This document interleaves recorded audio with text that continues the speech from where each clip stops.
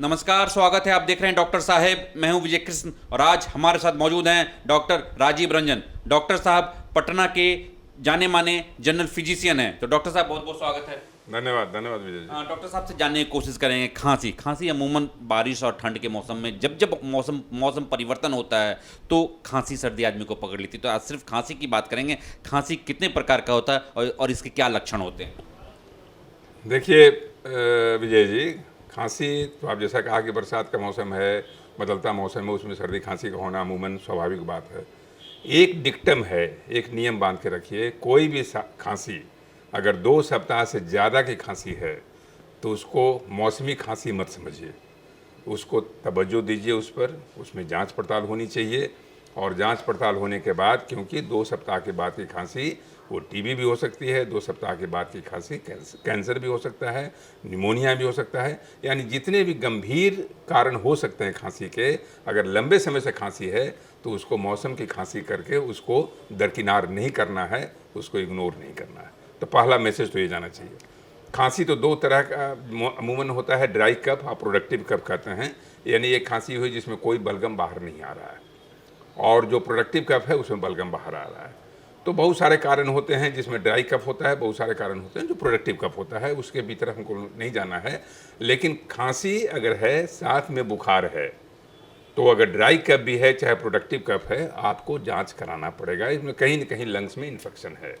अगर सिर्फ सर्दी खांसी है और अगर 4 दिन 5 दिन का है तो सिंपल, अगर ड्राई कफ है तो उसमें एंटीटसिव कहते हैं हम लोग, यानी जो खांसी को दबा देने वाला सिरप होता है उसको हम लोग देते हैं, जैसे कोडीन टाइप का है।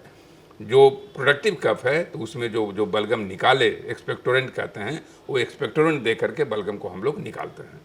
जनरली जो बच्चे होते हैं वो बलगम निकाल नहीं पाते हैं, इसलिए उसमें एक्सपेक्टोरेंट हम लोग नहीं देते हैं, वो प्रेफरेबल नहीं है, उसमें सप्रेसेंट ही देते हैं ताकि बच्चों की खांसी दब जाए।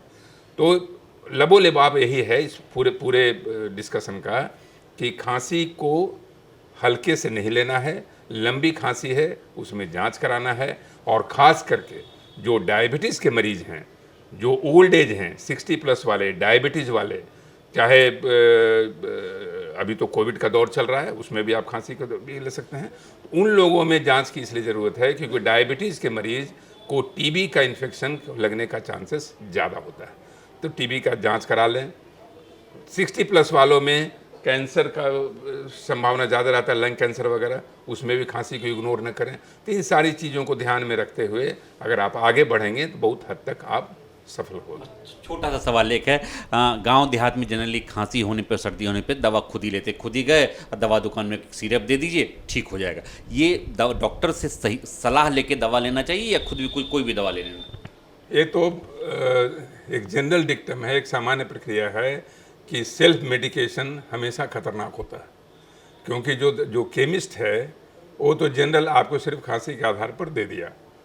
तो मैं समझता हूँ कि एक मेरी अवधारणा है कि अगर आप एक डॉक्टर की सलाह पर लेते हैं तो डॉक्टर उस खांसी के आद्योपांत अध्ययन करके वो समझता है कि किस तरह की खांसी होनी चाहिए, ये लंग्स के द्वारा है कि थ्रोट का खांसी है कि कभी कभी नेजल इन्फेक्शन में भी वहाँ जैसे खांसी होती है, ये डॉक्टर ही बता पाएगा।